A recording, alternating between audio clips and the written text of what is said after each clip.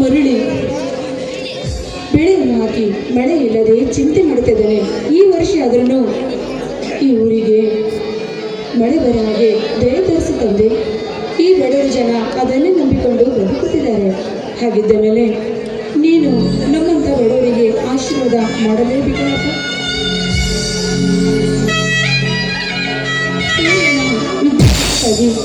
ನಮ್ಮ ಮಾವ ಎಷ್ಟೆಲ್ಲ ಕಷ್ಟಪಡ್ತಿದ್ದಾನೆ. ಹಾಗಿದ್ದ ಮೇಲೆ ಸೂರ್ಯ ಚೆನ್ನಾಗಿ ವಿದ್ಯಾಭ್ಯಾಸ ಮಾಡಿ ಒಂದು ಪದವಿಯಾದರೂ ನೌಕರಿಯನ್ನು ಪಡೆದುಕೊಳ್ಳಬೇಕು. ಅದು ನನ್ನ ಆಸೆ. ಇದೇನಪ್ಪ ನಾನು ನಿನ್ನಲ್ಲಿ ಬೇಡಿಕೊಳ್ಳುವ ವರವೆಂದರೆ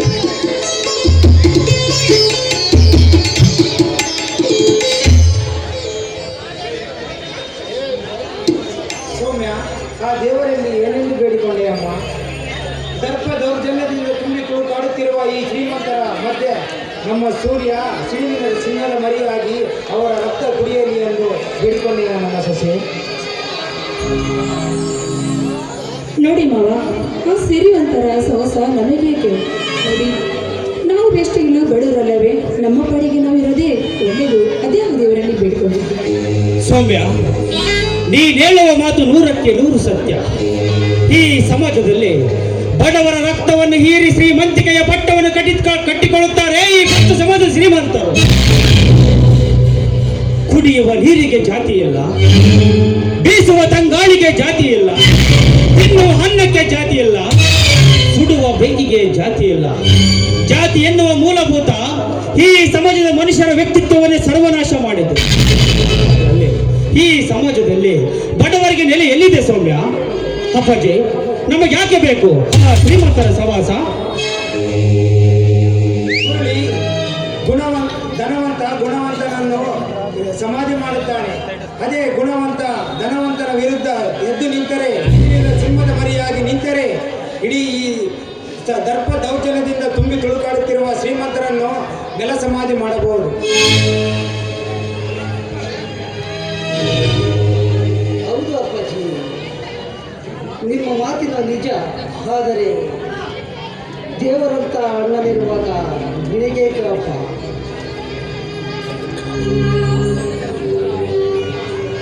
ಸತ್ಯವಂತರ ಪುತ್ರ ಸತ್ಯಹರಿಶ್ಚಂದ್ರ ಸತ್ಯಕ್ಕಾಗಿ ಹೋರಾಡಿ ರಾಜ್ಯವನ್ನೇ ಬಿಟ್ಟು ಕಾಡು ಸೇರಲಿಲ್ಲವೇ ಅಪ್ಪಾಜಿ? ಅಪ್ಪಾಜಿ, ಸೂರ್ಯ, ಈ ವಿಷಯವನ್ನು ಇಲ್ಲಿಗೆ ಬಿಟ್ಟುಬಿಡಿ. ಸೂರ್ಯ, ಮೊದಲು ನಿನ್ನ ವಿದ್ಯಾಭ್ಯಾಸದ ಕಡೆಗೆ ಎಚ್ಚರ ವಹಿಸು. ಸೌಮ್ಯ, ನೀನು ಊಟಕ್ಕೆ ರೆಡಿ ಮಾಡು. ನೋಡಿ ಮಾವ, ಊಟಕ್ಕೆ ರೆಡಿಯಾಗಿದೆ. ನಾನು ಸ್ವಲ್ಪ ದೇವರ ಪೂಜೆ ಮಾಡುತ್ತಿದ್ದೆಲ್ಲ. ತಾಳಿ ಮಾವ, ಹೊರಗಡೆ ಹೋಗಿ ಬರುತ್ತೇನೆ. ಸೌಮ್ಯ, ನಮ್ಮ ಸೂರ್ಯ ಹೊಟ್ಟೆ ಹಸಿವಿಗೆ ತಾಳಲಾರನಮ್ಮ. ಇವನಿಗೆ ಹಸಿವಿಗೆ ಒಣಪಡಿಸಮ್ಮ. ಸೂರ್ಯ, ಹಣದ ಅವಶ್ಯಕತೆ ಇದ್ದರೆ ನನಗೊಂದು ಪತ್ರವನ್ನು ಕೊಡು. ನಾನು ತಂದೆಗೆ ಕೊಟ್ಟು ಕಳಿಸುತ್ತೇನೆ. ಸೂರ್ಯ, ಆದರೆ ಒಂದು ಮಾತ್ರ ನೆನಪಿರಲಿ, ಯಾರ ಹತ್ತಿರವಿದೆ ಇರೋದು ನನಗೆ ಬೇಡ. ನಿನ್ನ ವಿದ್ಯಾಭ್ಯಾಸ ನಿನಗೆ ಗುರಿಯಾಗಿರಬೇಕು. ನಿನ್ನ ಮಾತಿನಂತೆ ಆಗಲಿ. ನಾನು ಬೆಂಗಳೂರಿನಿಂದ ಮೈಸೂರಿಗೆ ಹೋಗುತ್ತೇನೆ. ಸೌಮ್ಯ, ನನಗೆ ಹೊಟ್ಟೆ ಹಸುವಾಗುತ್ತಿದೆ. ಟೈಮ್ ಆಗುತ್ತದೆ, ನನಗೆ ಊಟ ಬಡಿಸುವ. ಸೂರ್ಯ, ನಿನ್ನ ಮನಸ್ಸಿಗೆ ನೆಮ್ಮದಿ ಇರುವಲ್ಲಿಯೇ ನಿನ್ನ ವಿದ್ಯಾಭ್ಯಾಸ ಮುಂದುವರಿಸು. ಸೌಮ್ಯ, ಇವನು ಹಸಿವಿಗೆ ತಾಳಲಾರನಮ್ಮ. ಬಾ, ಇವನಿಗೆ ಒಣಪಡಿಸು.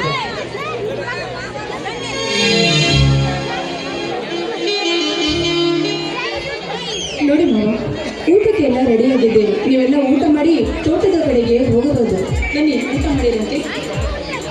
ಹೌದು ಅಪ್ಪಾಜಿ, ಎಲ್ಲರೂ ಜೊತೆಯಲ್ಲೇ ಊಟ ಮಾಡೋಣ ಬನ್ನಿ.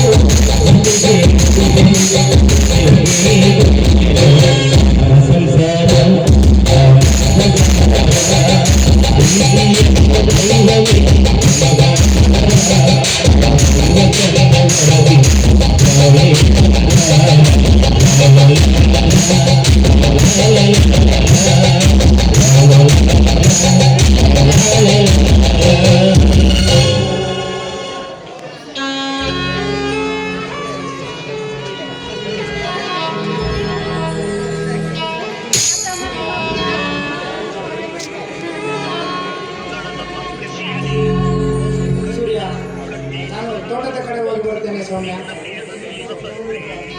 ಹೇ ದೇವ ಶ್ರೀಶೈಲ ಮಲ್ಲಿಕಾರ್ಜುನ ಸ್ವಾಮಿಯೇ, ಈ ಕುಟುಂಬಕ್ಕೆ ಯಾವ ಕೆಟ್ಟ ದೃಷ್ಟಿಯೂ ಬೀಳದಂತೆ ಕಾಪಾಡು. ನನ್ನ ಜೇನು ಗೂಡಿನಂತಿರುವ ಈ ನನ್ನ ಪುಟ್ಟ ಸಂಸಾರದ ಮೇಲೆ ಯಾವ ರಣಹದ್ದು ಸಹ ಕಣ್ಬಿಡದಂತೆ ಕಾಪಾಡಿಕೋ ನಮ್ಮ ತಂದೆ, ಕಾಪಾಡಿಕೋ.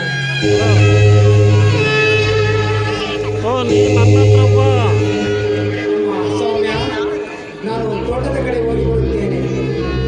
ಮುರಳಿ, ನೀನು ಮನೆ ಕೆಲಸ ಮಾಡಿಕೊ. ಅಪ್ಪಾಜಿ, ಯಾಕೆ ದುಃಖ ಪಡುತ್ತಿರುವೆ? ನಾವು ನಿಮ್ಮ ಮಕ್ಕಳು.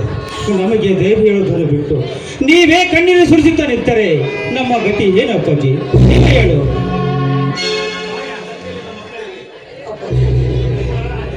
ಅಪ್ಪಾಜಿ, ತಾಯಿ ಇಲ್ಲದ ಮಕ್ಕಳಿಗೆ ತಾಯಿ ವಾತ್ಸಲ್ಯವನ್ನೇ ತುಂಬಿ ನಿಮ್ಮ ರಕ್ತವನ್ನು ನೀರಾಗಿ ಹರಿಸಿ ನಮ್ಮನ್ನು ಸಾಕಿ ಕಳಿಸಿದ್ದೀರಾ. ನೀವೇ ಹೇಳ್ತಾರೆ ನಮಗೆ ಯಾರು ಧೈರ್ಯ? ನೀವೇ ಹೇಳಪ್ಪಾಜಿ. ಮುರಳಿಯನ್ನು ಅವನದು ಮೃದುವಾದ ಹೃದಯ, ತಾಯಿ ಇಲ್ಲದ ಸೌಮ್ಯ ನಮ್ಮ ಮನೆಯ ಸೊಸೆಯಾದರೆ ಯಾವ ತೊಂದರೆಯೂ ನಮಗಾಗುವುದಿಲ್ಲ. ನಿಮ್ಮ ಮಾತನ್ನು ನಾವು ಮೀರುವುದಿಲ್ಲ. ಅದಕ್ಕೆ ಸರಿ ಅಪ್ಪಾಜಿ? ಸೂರ್ಯ, ನೀ ಹೇಳುವ ಮಾತು ನನಗೆ ಸತ್ಯವಿದೆ ಮಗನೇ. ಸೂರ್ಯ ವಂಶದ ಈ ಕುಡಿ ತಂದೆಗೆ ಕೊಟ್ಟ ಮಾತು ಎಂದಿಗೂ ತಪ್ಪಲಾರ ಎಂದು ನಿನ್ನ ಮೇಲೆ ನನಗೆ ಭರವಸೆ ಇದೆ ಮಗನೇ. ಆ ಶ್ರೀರಾಮ ತನ್ನ ತಂದೆಯ ಮಾತು ಮೀರಿ ತನ್ನ ತಾಯಿ ಹೇಳಿದಂತೆ 14 ವರ್ಷ ವನವಾಸ ತೀರಿಸಲಿಲ್ಲವೇ? ಹಾಗೆ ನನ್ನ ಮಕ್ಕಳು ಯಾವುದೇ ರೀತಿ ವನವಾಸ ತೀರಿಸಬಾರದೆಂದು ನನ್ನ ಆಸೆ ಅಷ್ಟೇ. ಅಪ್ಪಾಜಿ, ಚಿಂತಿಸಬೇಡ. ಅಂತಹ ಸಂದರ್ಭ ಬಂದರೆ ನನ್ನ ಪ್ರಾಣ ಬೇಕಾದರೂ ಒತ್ತೆ ಇಟ್ಟು ನನ್ನ ತಮ್ಮನನ್ನು ನಾನು ಕಾಪಾಡುತ್ತೇನೆ. ನಮ್ಮಿಬ್ಬರ ದೇಹಗಳು ಬೇರೆ ಬೇರೆ ಆಗಿರಬಹುದು, ಆದರೆ ಉಸಿರು ಮಾತ್ರ ಒಂದೇ ಅಪ್ಪಾಜಿ. ಮುರಳಿ, ನಿನ್ನ ಬಗ್ಗೆ ನನಗೆ ಚೆನ್ನಾಗಿ ಗೊತ್ತಿದೆ ಕಣೋ. ಜೇನುಗೂಡಿನಂತಿರುವ ಈ ತುಂಬು ಕುಟುಂಬದ ಮೇಲೆ ಯಾವ ರಣಹದ್ದು ಗಂಡು ಸಹ ಬೀಳಬಾರದು ಎನ್ನುವುದೇ ನನ್ನ ಆಸೆ. ದೇವರಂತ ಅಣ್ಣ ನೀನಿರುವಾಗ ನಿನಗೇಕೆ ಅಪ್ಪ ಚಿಂತೆ? ಎಲ್ಲವನ್ನು ಅಣ್ಣನೇ ನೋಡಿಕೊಳ್ಳುತ್ತಾನೆ. ಅವರಿಬ್ಬರಿಗೆ ಮದುವೆ ಮಾಡುವ ವಿಷಯ ಬಗ್ಗೆ ಆಲೋಚನೆ ಮಾಡಪ್ಪಾಜಿ. ಸೂರ್ಯ, ನನಗೆ ಆ ವಿಷಯ ಗೊತ್ತಿದೆ ಕಣೋ. ಸೌಮ್ಯ, ಮುರಳಿ, ನಿಮ್ಮ ಮದುವೆಯನ್ನು ಒಟ್ಟಿಗೆ ಮಾಡುತ್ತೇನೆ ಎಂದು ನನ್ನ ಮೇಲೆ ನಂಬಿಕೆ ಇಡಿ, ನೀವು ಅಷ್ಟೇ ಸಾಕು.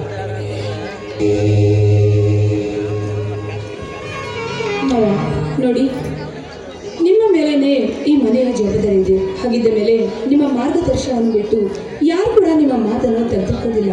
ನೀವು ಮಾತ್ರ ಚಿಂತಿಸದೆ ಸದಾಕಾಲ ನಗುತ್ತಾ ಇರಿ.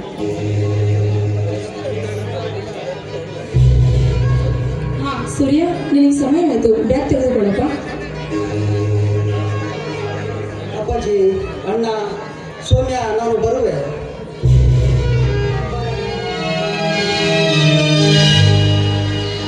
ಮುರಳಿ, ನಾನು ತೋಟದ ಕಡೆ ಹೋಗಿ ಬರುತ್ತೇನೆ. ನೀನು ಮನೆಯ ಕಡೆ ನೋಡಿಕೋ. ಬರುತ್ತೇನೆ. ಆಯ್ತು ಅಪ್ಪಾಜಿ. ಮಾವ, ಸ್ವಲ್ಪ ಬೇಗನೆ ಬಂದ್ಬಿಡಿ, ಆಯ್ತೆ?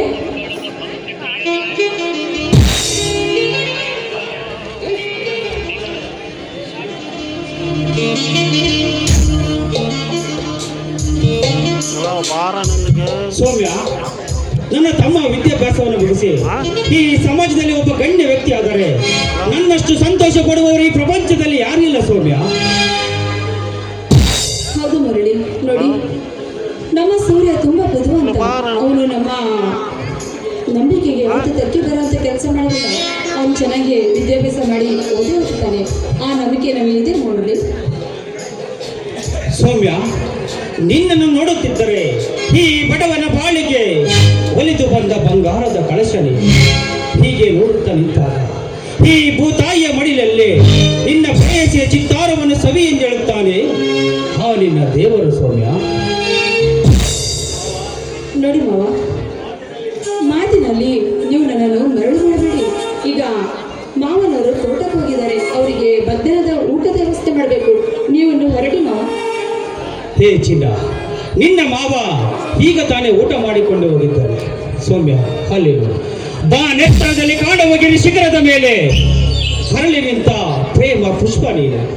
ದುಂಬಿ ನಾನಾಗಿ ಆ ಪುಷ್ಪದ ಮಕರಂದವನ್ನು ಹೀರುವ ಆಸೆ ನನ್ನದು. ನನ್ನ ಆಸೆಯನ್ನು ನೆರವೇರಿಸುತ್ತದೆ.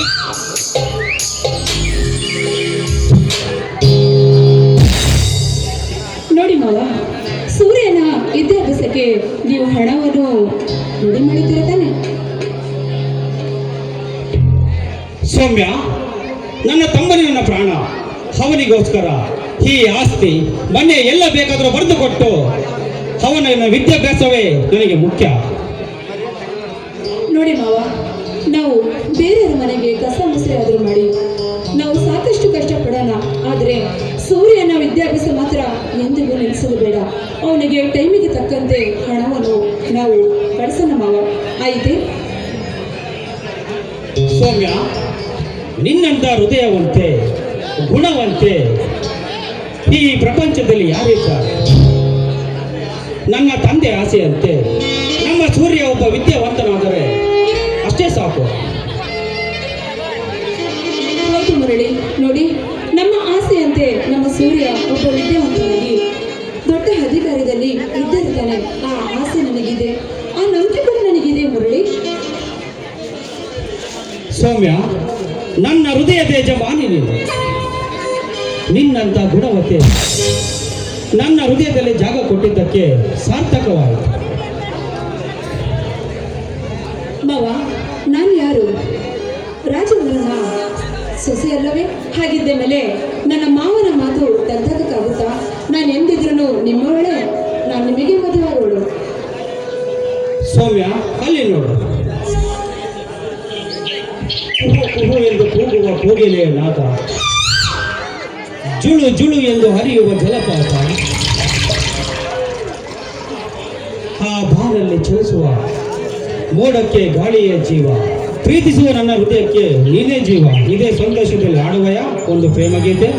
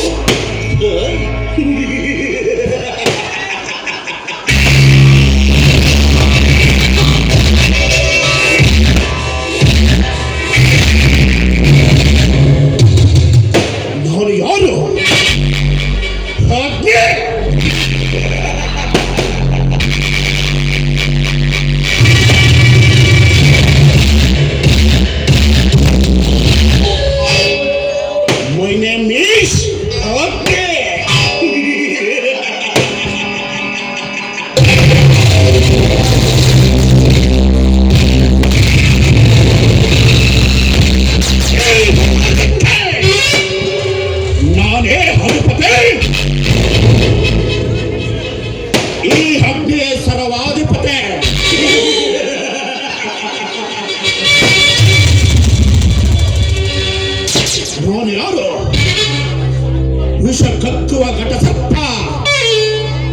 ಅಗ್ನಿ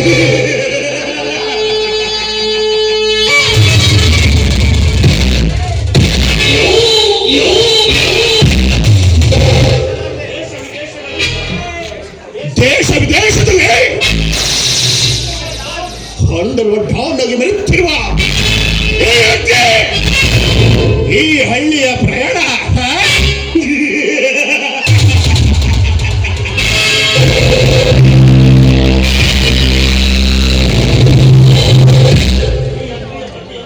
ಈ ಅಗ್ನಿಯ ಪ್ರತಿಯೊಂದು ರೋಮದಲ್ಲಿ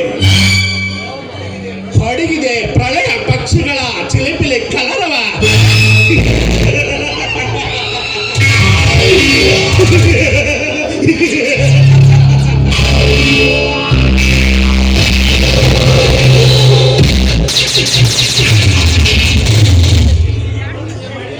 ಈ ಪ್ರಕೃತಿಗೆ ಮಡಲಿಗೆ ಹೆಣ್ಣಿನೇ ಸೌಂದರ್ಯವೇ ಸಾಟಿ.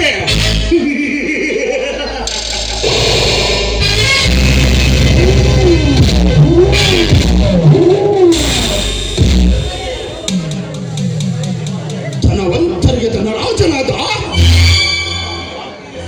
ಈ ಅಗ್ನಿಗೆ ಸವಾಲು.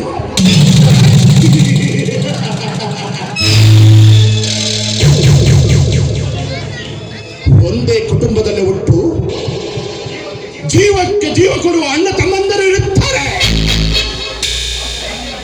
ಅದೇ ಅಣ್ಣ ತಮ್ಮಂದರು ಆಸ್ತಿಗೋಸ್ಕರ ಹೊಡೆದೋಳೆ ಪ್ರಾಣವನ್ನೇ ಕಳೆದುಕೊಳ್ಳುತ್ತಾರೆ. ಇದೇ ಸಮಾಜ ನಿಯಮ.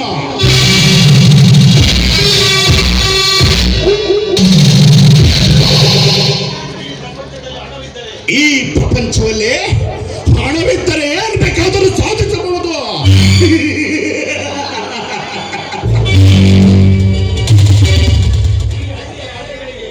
ಈ ಹಳ್ಳಿಯಲ್ಲಿ ನನ್ನ ಕಾರ್ಯಕ್ಕೆ ಯಾರು ಅಡ್ಡಿ ಬಂದರೆ ಅವರನ್ನು ನೆಲ ಸಮಾನ ಮಾಡಿ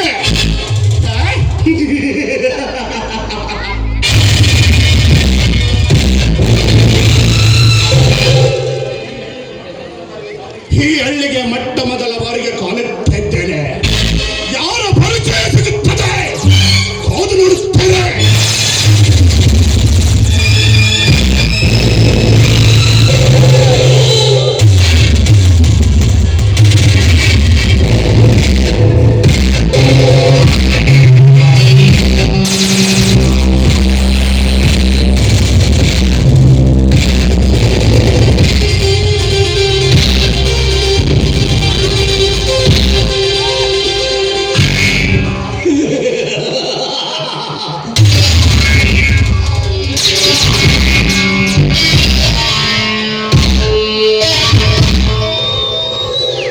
ಜೈ ವಿಷ್ಣು ಜೈ.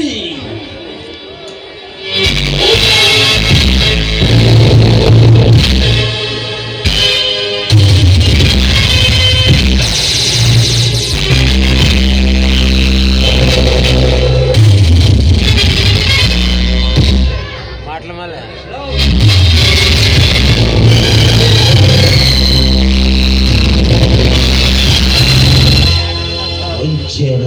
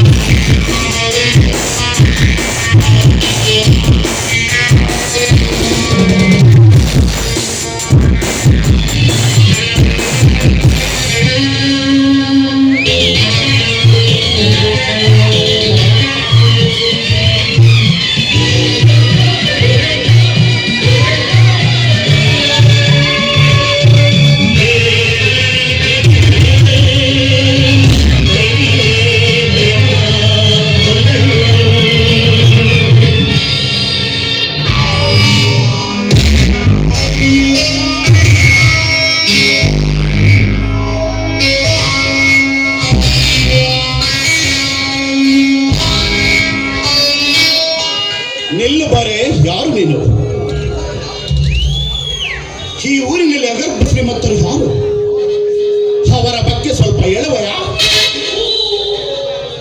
ಅದಕ್ಕಿಂತ ಮೊದಲು ನಿನ್ನ ಪರಿಚಯ ಹೇಳುವೆಯಾ?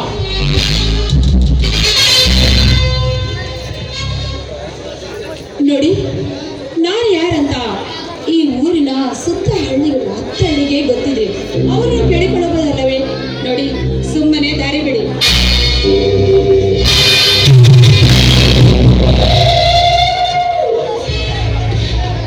ಕೋಪಿಸಿಕೊಳ್ಳಬೇಡ ಕೋಮಲೆ.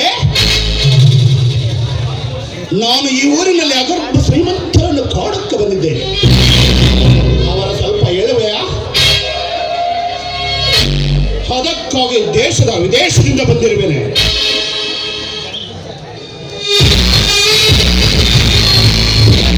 ನನ್ನ ಹೆಸರು ಸೌಮ್ಯ ಅಂತ. ಅಂದ ಹಾಗೆ ಈ ಊರಿನಲ್ಲಿ ಅಗರ್ಭ ಶ್ರೀಮಂತರು ರಾಜೇಂದ್ರ ಅಲ್ಲವೇ? ಅಂದ ಮೇಲೆ ಈ ಊರಲ್ಲಿ ಜನರಿಗೆಲ್ಲ ಗೊತ್ತು ಅವರ ಬಗ್ಗೆ ಏನಂತ. ಅವರನ್ನೇ ಕೇಳಿ ತಿಳಿದುಕೊಳ್ಳಬಹುದಲ್ಲವೇ? ಹೇ ಸೌಮ್ಯ,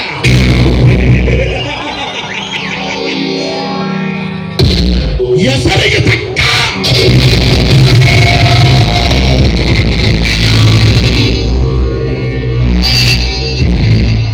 ಸೌಂದರ್ಯವಂತ.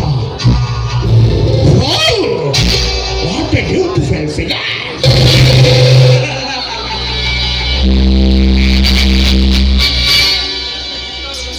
ಚೆಲುವಿನ ಚಿತ್ತಾರಂತಿರುವ ಒಂಟಿ ಪ್ರಳಯ ಪಕ್ಷವು ಬಿಡುವುದು ಸುಮ್ಮನೆ. ಈ ಅಗ್ನಿಯ ಪ್ರತಿಯೊಂದು ರೂಪದಲ್ಲಿ ಸೌಂದರ್ಯಕ್ಕೆ ಎದುರಾಗಿ ಹೊಕ್ಕಿ ತಿನ್ನಲೇಬೇಕನ್ನಿಸುತ್ತದೆ.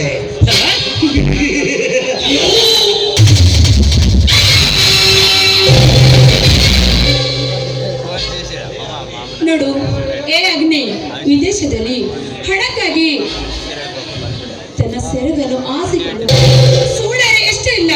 ಆದರೆ ಈ ನಮ್ಮ ಕನ್ನಡ ಸಂಸ್ಕೃತದಲ್ಲಿ ಶೀಲವೇ ಅವಳ ಮಾನ ಎಂದು. ನೋಡು, ಕನ್ನಡದ ಹೆಣ್ಣಿನ ಬಗ್ಗೆ ಈ ರೀತಿ ಮಾತನಾಡಿದರೆ ಪರಿಣಾಮ ನೆಟ್ಟಿಗಿದಿರಲ್ಲ. ಎಚ್ಚರಿಕೆ. ಎಚ್ಚರ.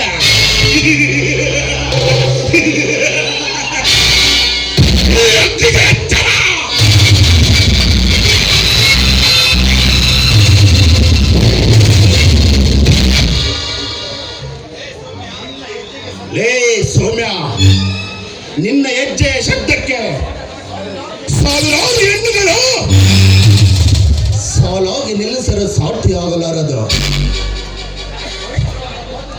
ಪವಿತ್ರವಾದ ಜೀವನ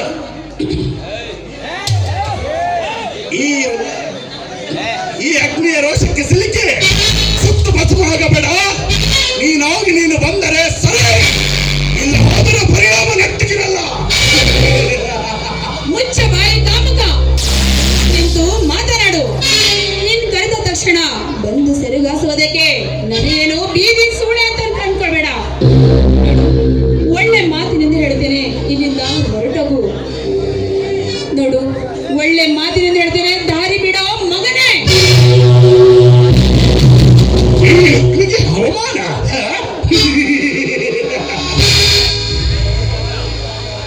ಸೌಮ್ಯ, ಸೌಂದರ್ಯ ಹೊತ್ತು ನಿಂತಿರುವ ನಿನ್ನ ಸೌಂದರ್ಯಕ್ಕೆ ಮುತ್ತಿಗೆ ಹಾಕಲೇಬೇಕು. ಮನಸ್ಸಿಗೆ ಶಾಂತಿ.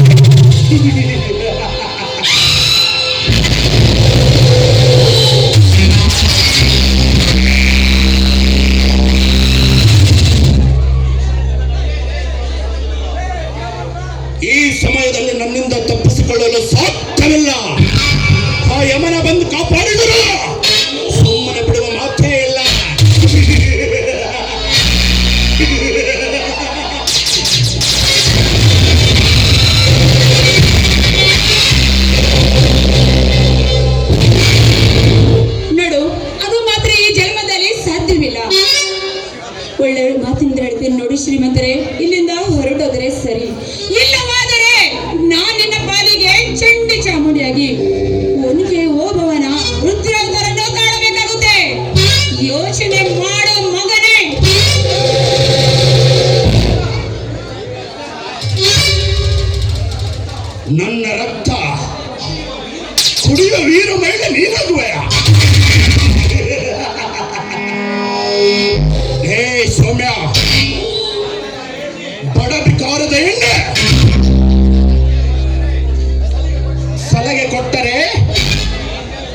ಅಗ್ನಿಯ ರೋಷವನ್ನು ಕೆಳಗೆ ನಾನು ಯಾರು? ನಿನ್ನ ಅಂಗ ಸುಖವನ್ನು ಅನುಭವಿಸದೆ ಬಿಡಲಾರೆ.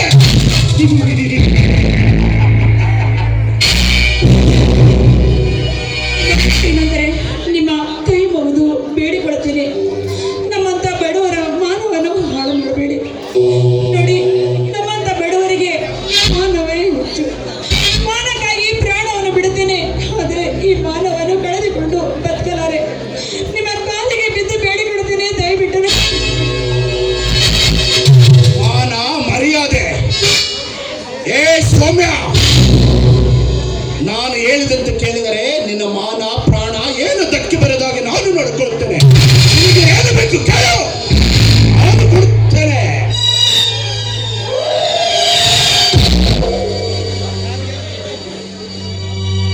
ನೀನು ಮಾತ್ರ ನನಗೆ ಬೇಕು.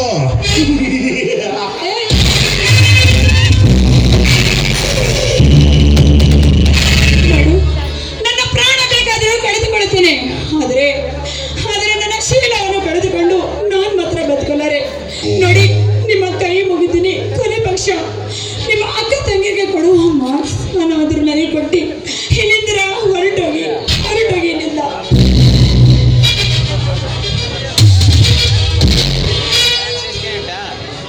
ಸೌಮ್ಯ, ಹಾನಿನ ಶಿವನೇ ಕಾಮಾಗ್ನಿಯಲ್ಲಿ ತೇಲಾಡುತ್ತಿರುವಾಗ ನಾನಿನಕ್ಕೆ ತೇಲಾಡಬಾರದು. ನಾನೇ ಚಲವೇ.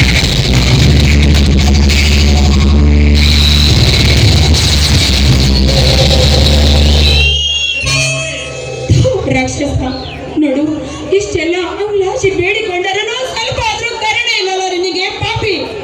ನಿನ್ನ ಮನೆಯಲ್ಲಿನ ಅಕ್ಕ ತಂಗಿಯರು ನಿನ್ನ ತಾಯಿ ಇರುತ್ತಾರಲ್ಲ, ಹಾಗಾದ್ರೆ ನಿನ್ನ ತಾಯಿಯ ಅಂದವನ್ನು ನೋಡಿ ಅವಳು ಸಹ ಅವಳ ಶೀಲವನ್ನು ಕೇಳುವೇನೋ ಕಾಮುಕ.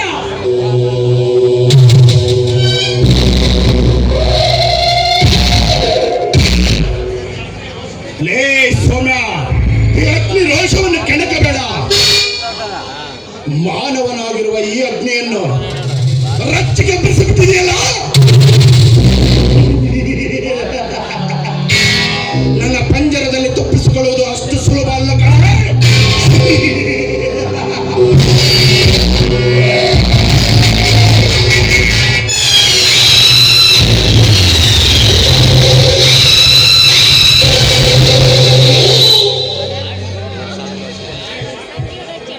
ಲೇ, ಸಾಕು ನಿಲ್ಲಿಸು ನೀನು ಕಾರ್ಯವನ್ನು. ಬೀದಿಯಲ್ಲಿ ಸಿಕ್ಕಿದ ಹೆಣ್ಣನ್ನು ನಿನ್ನ ಕಾಮದಾಹವನ್ನು ತೀರಿಸಲು ಪ್ರಯತ್ನಿಸುತ್ತಿರುವಲ್ಲ ಕಾಮ ಕ್ರೋಧ. ಈ ನಮ್ಮ ಕನ್ನಡ ನಾಡಿನಲ್ಲಿ ಹೆಣ್ಣಿಗೆ ಪವಿತ್ರವಾದ ಸ್ಥಾನಮಾನವಿದೆ ಕಣೋ. ಯಾರೋ ನೀನು?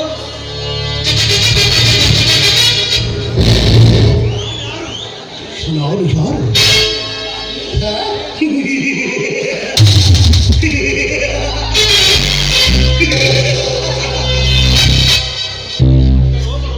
ಪ್ರತಿಯೊಂದು ರೋಮಗಳನ್ನು ಕೇಳಿ ಈ ಅಗ್ನಿಯ ಕೈ ಚಳಕ. ಉದಯಿಸಿರುವ ಸೂರ್ಯ ಸಂಜೆ ಆದ ತಕ್ಷಣವೇ ಮುಣಗಲೇಬೇಕು. ಈ ಜಗದ ನಿಯಮ. ಹೆಣ್ಣಾಗಿ ಹುಟ್ಟಿದ ಮೇಲೆ ಗಂಡಿನ ದೇಹಕ್ಕೆ ಅರ್ಪಿಸಲೇಬೇಕು. ಇದೇ ಜಗದ ನಿಯಮ. ನಿನಗಿನ ಗೊತ್ತಿಲ್ಲಂತ ಕಾಣುತ್ತದೆ.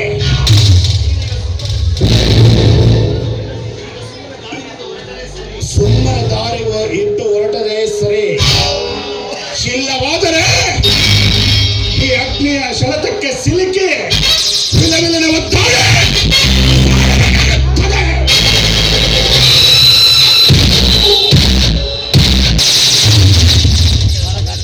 ರಕ್ತ ಕುಡಿಯುವ ಧೀರ ಲೇಖೋ ರಾಜ್ಞೆ, ನಮ್ಮೆ ಎಮ್ಮೆ ಪುತ್ರ ಈ ಪ್ರಜ್ವಲ್ ನನಗೆ ಎಚ್ಚರ.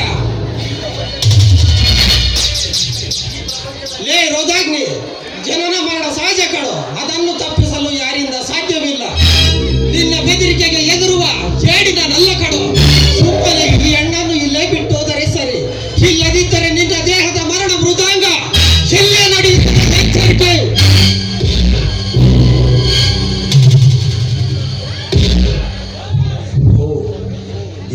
ಸಮಯ ಸರಿಯಿಲ್ಲ ಅಂತ ಕಾಣುತ್ತದೆ. ಲೇ ಪ್ರಜ್ವಲ್, ನಾನು ಆಸೆ ಪಟ್ಟ ಹೆಣ್ಣನ್ನು ಈ ಕ್ಷಣದಿಂದಲೇ ದೂರ ಮಾಡಿದ್ದೀನಿ ಅಂತ ಬೆರೆಯಬೇಡ. ಆದರೆ ಮುಂದೆ ಒಂದಲ್ಲ ಒಂದು ದಿನ ಗೊತ್ತಾಗುತ್ತದೆ ಈ ಅಗ್ನಿಯ ಕೈ ಝಳಕ ಹೇಗಿರುತ್ತದೆ ಅಂತ.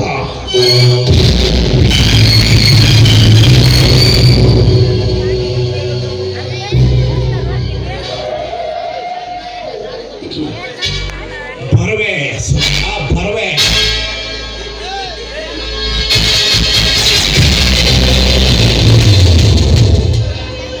ಹಿಂದಿನ ಪುಟದಲ್ಲಿ ಬರವೆ ಸರೈನ್ ಸಿಂಹಂ ತಗಲಂತ ವರ್ಗಕ್ಕೆ ಪ್ರತಿ ವೇಟಕದ ಮಗಳನ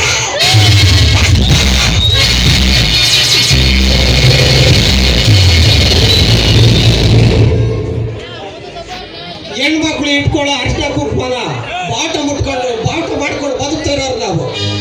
ಬಾಟ ಮುಟ್ಟಿದ್ರೇನೆ ಬಿಡಲ್ಲ, ಇನ್ನ ಹೆಣ್ಮಕ್ಳು ಮುಟ್ಟಿದ್ರೆ ಬಿಡ್ತೀವ? ನೋಡಮ್ಮ ತಂಗಿ, ನೀನು ಯಾರು? ಈ ದಾರಿಯಲ್ಲಿ ಒಬ್ಬಳೆ ಯಾಕೆ ಬಂದೆ? ಈ ಸಮಾಜದಲ್ಲಿ ಒಂಟಿ ಹೆಣ್ಣು ಸಿಕ್ಕ ತಕ್ಷಣ ಇಂತಹ ಕಾಮಕರು ಸುಮ್ಮನೆ ಬಿಡಲಾರಮ್ಮ. ನೋಡಿ ಅಣ್ಣ, ನಾನು ರಾಜೇಂದ್ರನ ತಂಗಿಯ ಮಗಳು. ಅಂದ ಹಾಗೆ ಮನೆಯಲ್ಲಿ ಕುಡಿಯಲಿಕ್ಕೆ ನೀರಿರಲಿಲ್ಲ. ನೀರು ತೆಗೆದುಕೊಂಡು ಹೋಗೋಣ ಅಂತ ಬಂದೆ. ಅಷ್ಟು ಒಳಗೆ ಆ ಕಾಮುಕ ಕೆಟ್ಟ ದೃಷ್ಟಿ ನನ್ನ ಮೇಲೆ ಬಿದ್ದಿತ್ತು. ಹಾಗಾದರೆ ನೀನು ನನ್ನ ಗೆಳೆಯ ಮುರಳಿಯ ಮಡದಿಯಾಗುವ ಹೆಣ್ಣು. ಹಾ ಸೌಮ್ಯ, ಇಲ್ಲಿ ನಡೆದ ವಿಷಯ ಮುರಳಿಗೆ ತಿಳಿಯಬಾರದನಮ್ಮ. ಅವನಿಗೆ ತಿಳಿದರೆ ಅವನು ತಡೆದುಕೊಳ್ಳಲಾರ. ಆಯ್ತು ಪ್ರಜ್ವಲ್, ನಿಮ್ಮಂತೆಯೇ ಆಗಲಿ. ಆದರೆ ನೀವು ದೇವರಂತೆ ಬಂದು ನೀವು ನನ್ನ ಮಾನ ಪ್ರಾಣವನ್ನು ಕಾಪಾಡಿದಿರಿ. ಈ ನಿಮ್ಮ ಉಪಕಾರವನ್ನು ನಾನು ಎಂದೆಂದಿಗೂ ಮರೆಯಲಾರೆ. ಸೌಮ್ಯ, ನನಗೆ ಸ್ವಲ್ಪ ಕೆಲಸವಿದೆ. ನಾನು ಮನೆ ಹತ್ತಿರ ಬಿಟ್ಟು ಹೋಗುತ್ತೇನೆ, ಬರಮ್ಮ.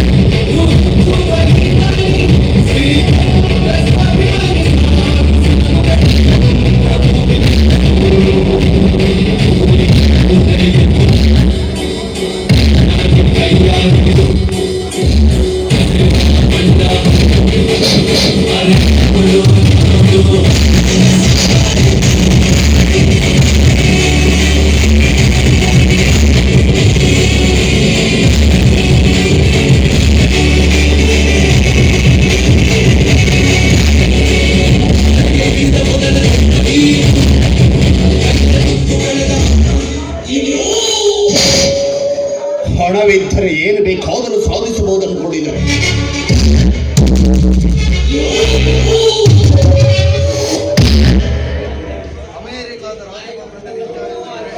ಅಮೆರಿಕ ರಾಜಭವನದಲ್ಲಿ ವಿಚಾರಿಸಿದರೆ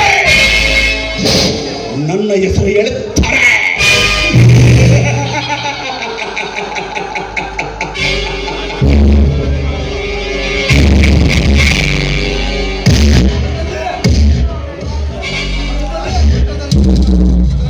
ಈ ರಾಜ್ಯದಲ್ಲಿ ನಾನೇ ಅಧಿಪತಿ.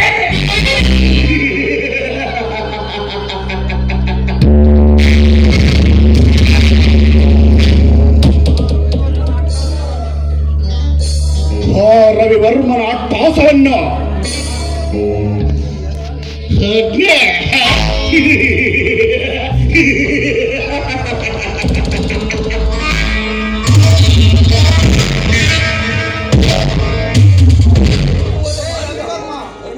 ಲೇ ರವಿವರ್ಮ, ಅಗ್ನಿ ಮಾತನಾಡುತ್ತಿರುವ ಮಾತುಗಳು ಕೇಳಿರಬಹುದು.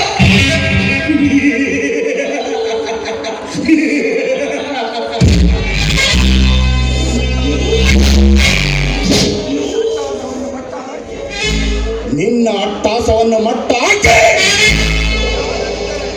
ನಾನಾಗದಿದ್ದರೆ ಈ ಅಗ್ನಿ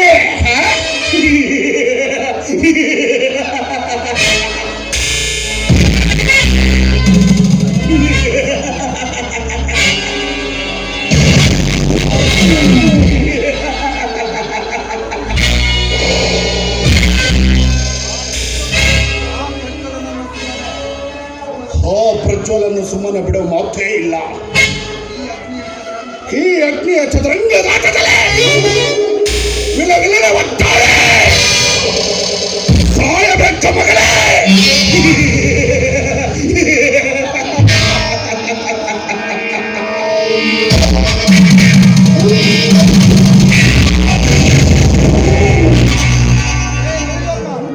ಹೇ ರವಿವರ್ಮ,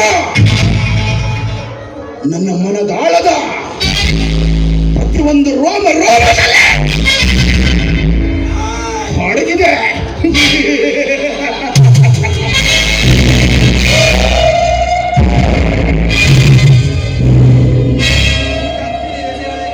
ಈ ಅಗ್ನಿಯ ಒಳಗೆ ಭದ್ರವಾಗಿ ಹಳ್ಳಿಗೆ ನಾನೇ ಒಡೆಯ.